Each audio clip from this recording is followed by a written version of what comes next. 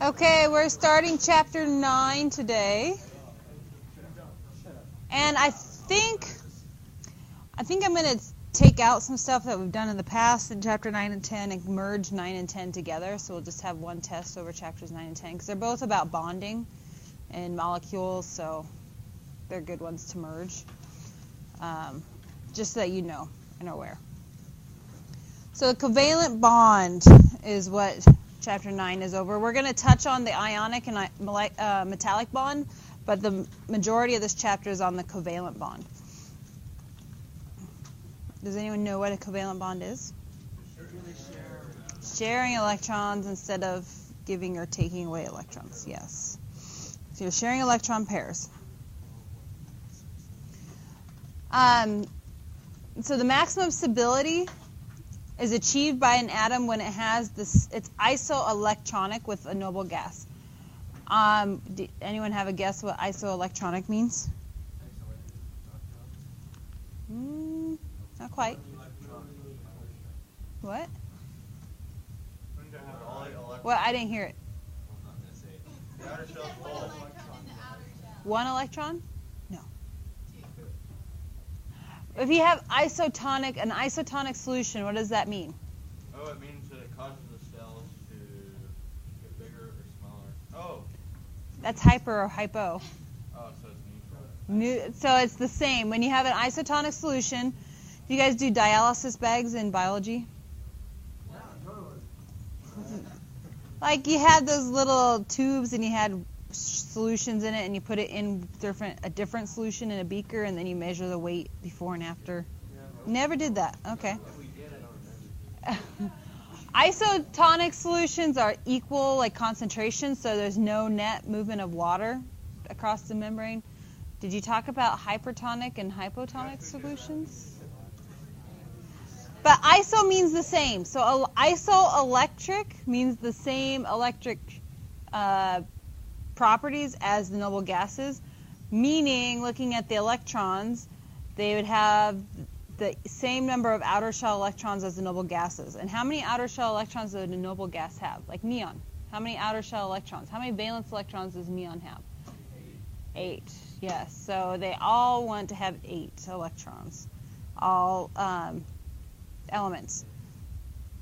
So a Lewis dot symbol is a notation in which only valence electrons of the element are shown with dots. So here's some examples. Like sodium has how many valence electrons? 1, so you'd have just 1 dot. And it doesn't matter what side it goes on. It can go on any of the 4 sides. Just like Hund's rule, remember Hund's rule where you can fill the second arrow after each line, each orbital had 1 arrow. Same with the dots. You want to fill each side with 1 dot first, and then they would get their second dot. It doesn't matter where you start. Now, electrons try to repel each other, so they want to be as far away from each other as possible. So usually you add, like if you just have 2 electrons, magnesium would only have 2 electrons. Right, you put it on opposite sides. So if I have 2, I'd have them opposite, because they want to be as far apart as possible.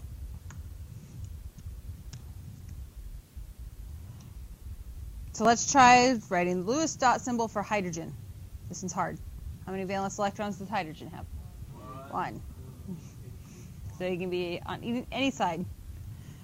Now hydrogen and helium, since they only have an S subshell, there is no P subshell available in the hydrogen and helium elements. They would be stable. Hydrogen is trying to become like helium, and helium has how many valence electrons? It only has 2. Helium only has 2. So hydrogen and helium are one of the exceptions. We'll talk about some exceptions, but they would be stable with just 2 electrons. Hydrogen can't hold 8. It can only hold a maximum of 2. Lewis symbol for nitrogen. 5. So I have 1. Hold on.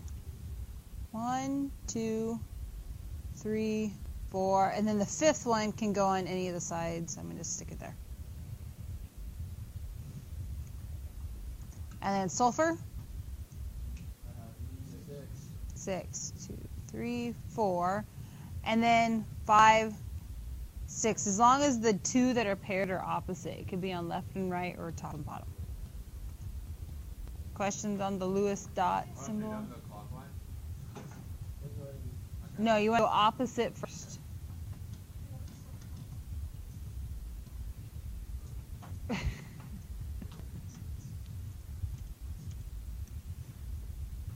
Okay, ionic bonding.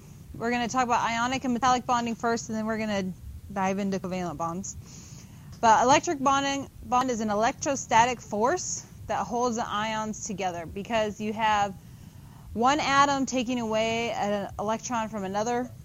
So like sodium and chlorine. Chlorine takes away the electron from sodium.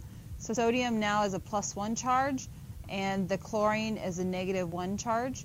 And so because of those charges, they're held together. It doesn't really have anything to do with the electron being shared or it's the transfer of electrons that causes the ion charge, and that charge, just like magnets, would hold them together. They are composed of cations and anions, and they make a neutral compound. It's like lithium fluoride. Lithium is a +1 charge, and fluorine is a -1 charge, so then they would become a neutral compound because they have a positive and negative charge. The valence electrons from lithium is transferred to fluorine, and you can show this with Lewis dot symbols. I wonder what's on the next slide. Okay, let's do this example. Well, there's not a whole lot of room. Lithium fluoride. What color of ink should I use? Pink, blue. Pink was first. I don't have fuchsia. Clear. Oh.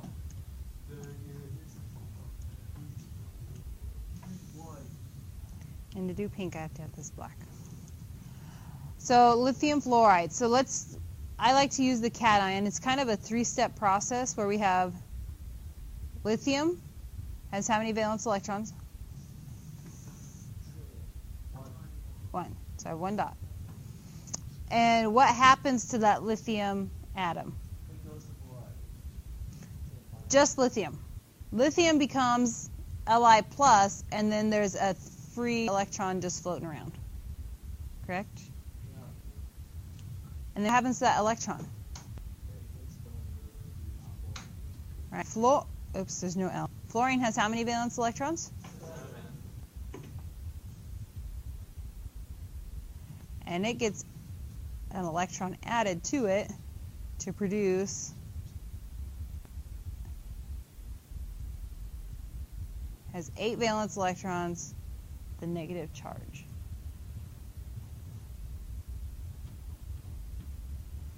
So then you can show, didn't we do something like this with electrons? Was it electrons? What? Oh, whoops, yep.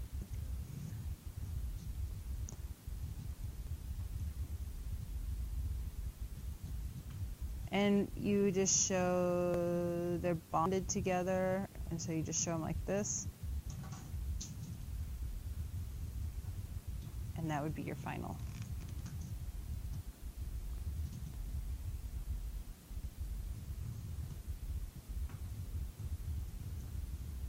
Questions? Okay, the next problem, doesn't it say aluminum oxide?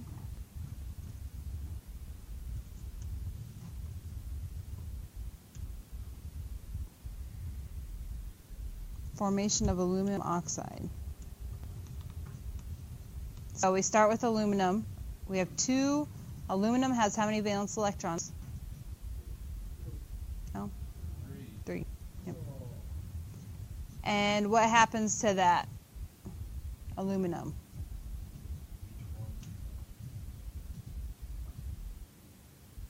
Three plus, right? Because there's more protons. If it loses electrons, plus why 6? 2 aluminums, each of them lose 3. electrons. Okay, where do those electrons go? To oxygen.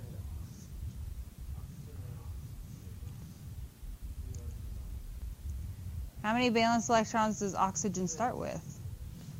6 plus the 6 electrons gives you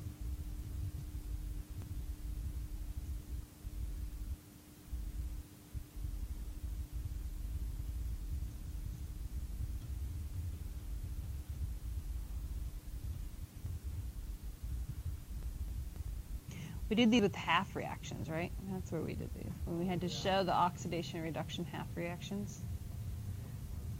Basically the same thing, but then we do the one more step we need to show.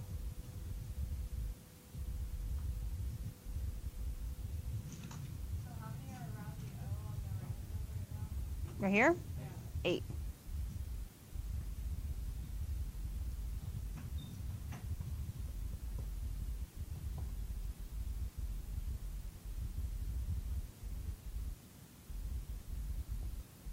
Where? Because it needs to be isoelectric with the noble gas. It wants 8. Because all the noble gases, except for helium, have 8 valence electrons, so each atom wants 8 valence electrons. Mm-hmm.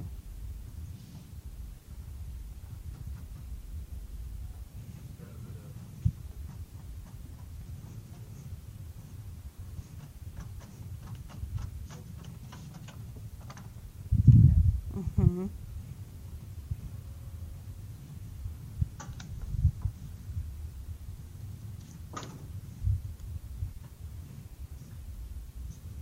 Yeah.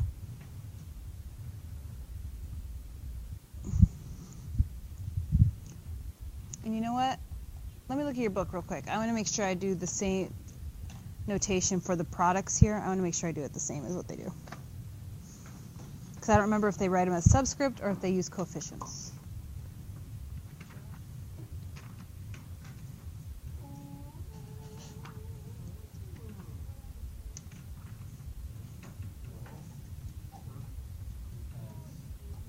Okay, they use coefficients. That's what I thought, but it looks funny because we're not used to seeing it that way. So you get 2Al, 3 plus, and you don't put a plus sign here because they're actually bonded, but you're going to have another coefficient. 1, 2.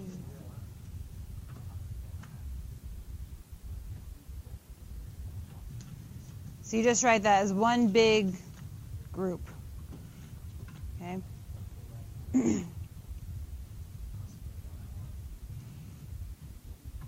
Questions?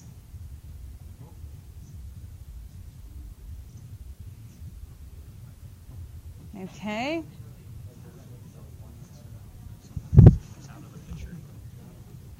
For the testing one? T3ST.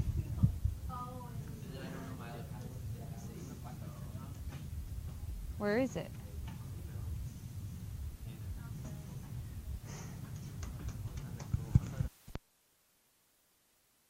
Right. Yeah, do that.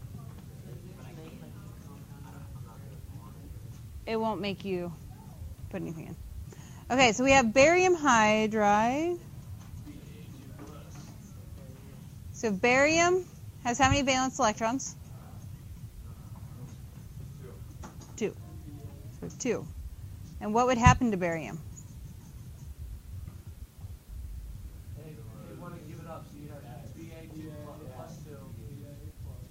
Now, we probably should know what our formula is to know what if we have 2 bariums or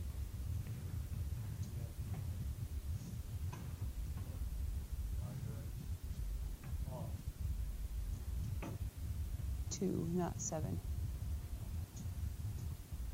Okay, hydride is a -1 charge. So we have how many electrons? And then hydride, how many valence electrons? And we have 2 of those, yep. Plus 2 electrons.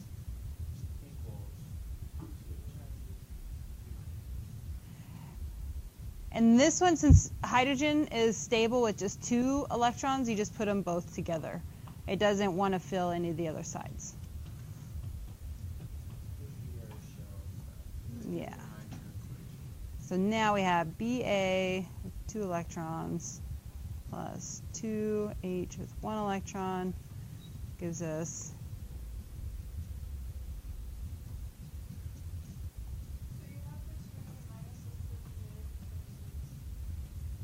hydrogen is getting the electrons, taking them. Barium is giving away the electrons. Yeah. Yeah. Yes. And then hydrogen is gaining those 2 electrons. No. The last one we did was 6, right?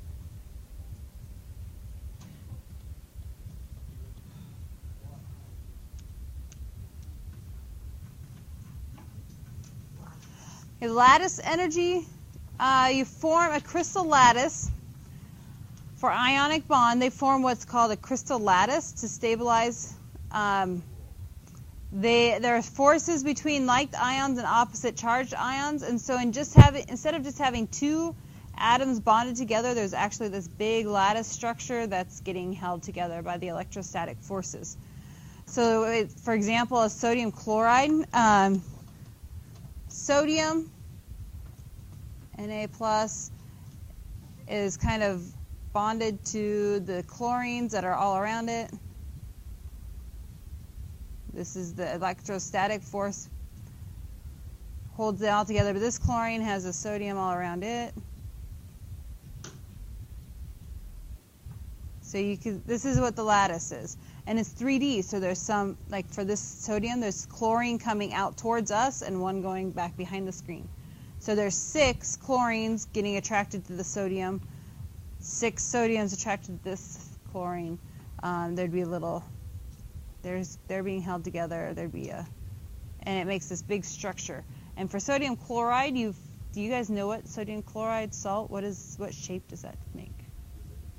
It's cube. If you look at little pieces of salt, even out of the salt shaker, they're all little cubes. That's because of its lattice structure. There's 7 different geometries that it can form. We don't have to know those. We're just going to, sodium chloride is cube.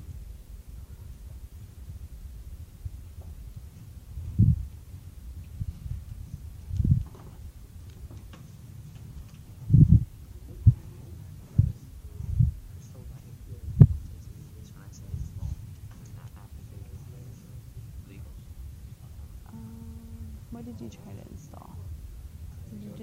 No, that's not where you want to go. Remember, we go to applications.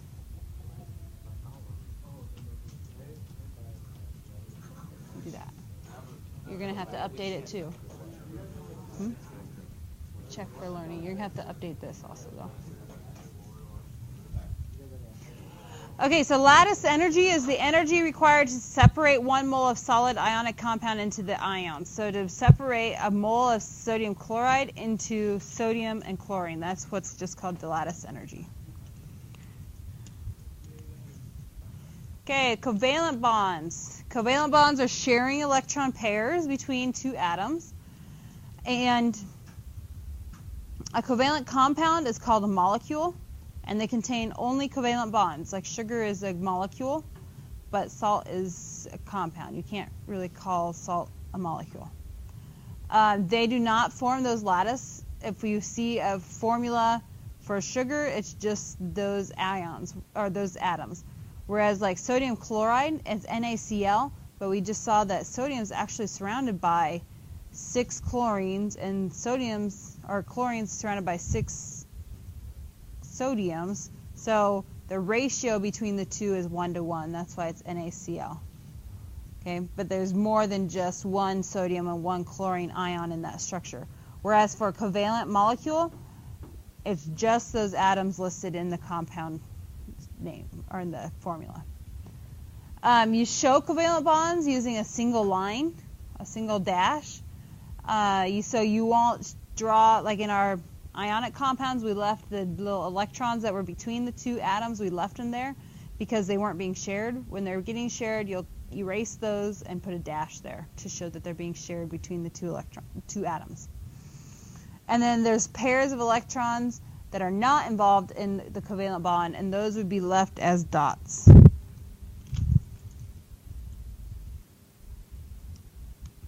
Here the bond length is the distance between two bonded atoms at the minimum potential energy. And there's short bonds and longer bonds, and there's different energy it takes to break them. Multiple bonds are shorter than single bonds. I can kind of show you that using my molecular model kit. And then shorter bonds are, require more energy. They have higher bond energy, require more energy to break. If you think about, you're wanting to break a stick that you find in the yard, do you hold your hands really close together or farther apart? Usually farther apart, right? Not right next to each other. It takes more energy to break it this way than, yeah. She knows everything about breaking sticks and walls.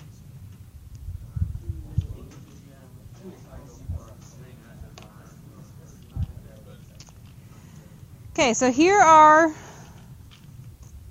some multiple bonds. We're going to do a lab with these model kits starting probably next week.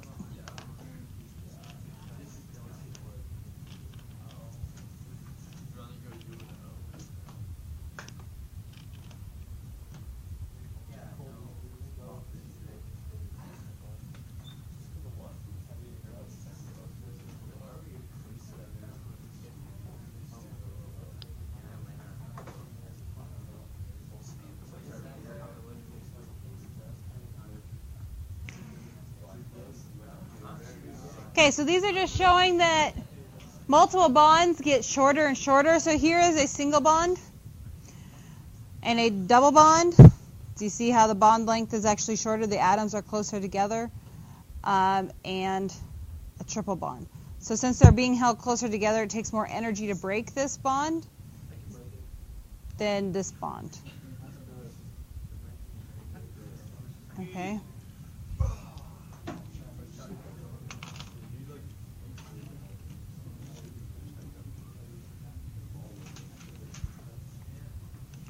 So to determine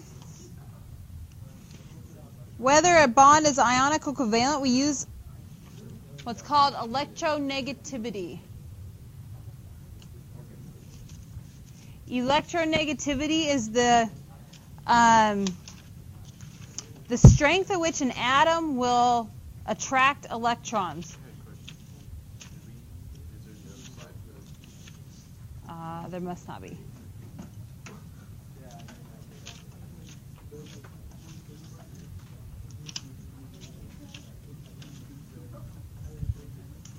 And this chart gives you the electronegativity values for all the atoms.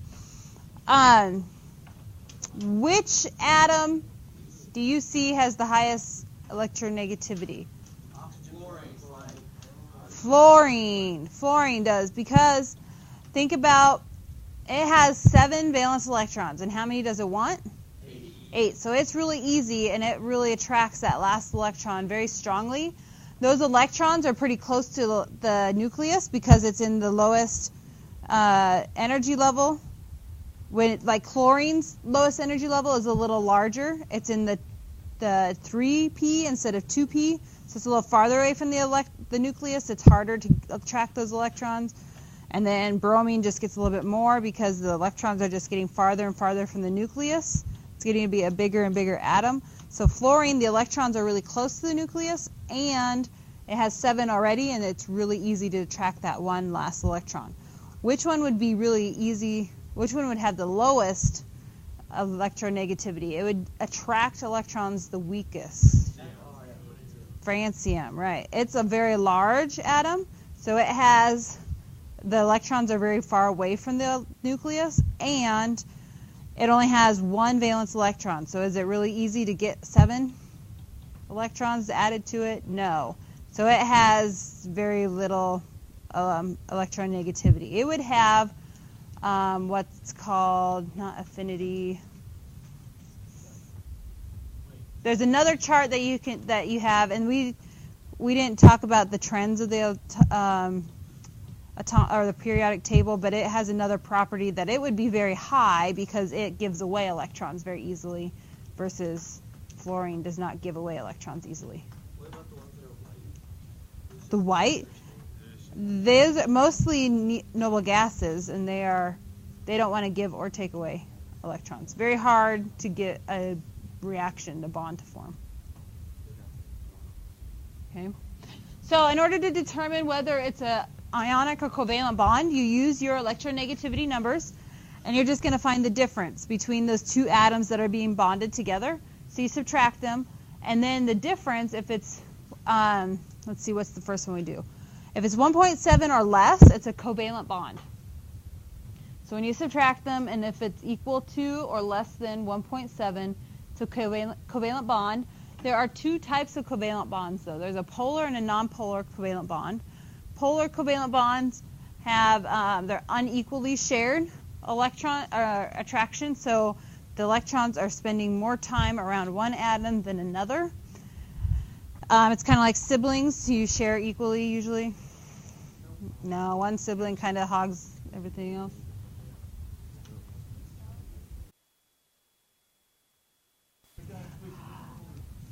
Okay, and then nonpolar covalent means they're being equally shared, so the difference would be 0.3 or lower for a nonpolar covalent. Polar covalent is 0.3 to 1.7. If it is larger than 1.7, then it would be ionic. All ionic bonds are polar because you have a positive and negative separation already. One of them, it's definitely unequal because one took it away and it's not sharing at all. So it's a polar bond. I have a question. Yes. It says, for the covalent and ionic, it says, like, for the first one, it says the difference is 1.7 or less. Yes. The other one is 1.7 or 3.3. Right. Like, what if it's 1.7? What would it be? It'd be a covalent bond, and it's a polar covalent bond. It's not a non-polar covalent bond. Okay, for ionic, it says 1.7. Right. So if it's 1.7 exactly, it's covalent. So same with the 0.3. If it's 0.3 exactly, it would be nonpolar covalent. Okay. So here it's showing electron distribution, the density of the electrons. Here's nonpolar covalent. You can see the clouds are equal. That's equal sharing of the electrons. Here is covalent, polar covalent. They're sharing the electrons, but this atom is not sharing very well. It has a stronger affinity for electrons. And this little sigma sign, you can't see it very well. Let me rewrite it. It looks like this is what it's showing here. And those just mean it's a dipole, and it's a partial, like, negative charge because there's more electrons here, partial positive because there's less electrons. And then here is an ionic bond where there's a complete separation between the two electron clouds, and it's just they're held in close proximity because of the electrostatic force.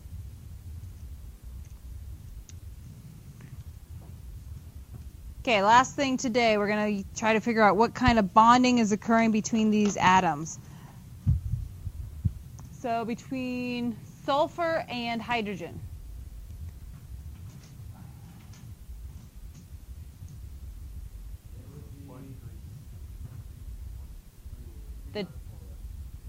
What's the difference? I know, it'd be covalent, polar. Okay, what's the difference? 0.38. So that makes this polar covalent. What about between sulfur and cesium?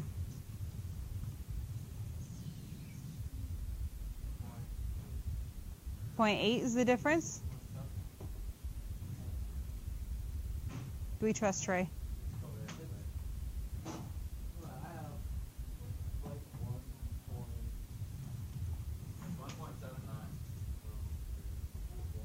1.79. 1.79, so what kind of bond? It would be Ionic. ionic. And then sulfur and chlorine? It would be covalent, nonpolar. What's the difference? 0.58? Difference. Yeah, you just take the larger minus the smaller. So this would be a polar covalent. Okay, and then the next question, it says, which atom is more negative? So these three are all polar bonds. So one of them is more negative than the other. The one that can attract the electrons the strongest is the more negative. Which would... Judy and her lunch buddies are now excused. Sulfur here, because sulfur is a higher electronegativity. Here it's again, which one has the higher electronegativity? And then between sulfur and chlorine? Chlorine this time. Ah, my pen is spazzing out on me. The higher electronegativity. More negative. Because it attracts, the higher electronegativity attracts electrons stronger. Now, if you had a non-polar covalent, would there be any of them more polar than another? More negative? They'd be the same. So there would be no more polar than the other. The one with the higher electronegativity. You look on your chart. Yep. Yep. Okay. So tomorrow we're going to look at Lewis structures, combining the Lewis symbols, and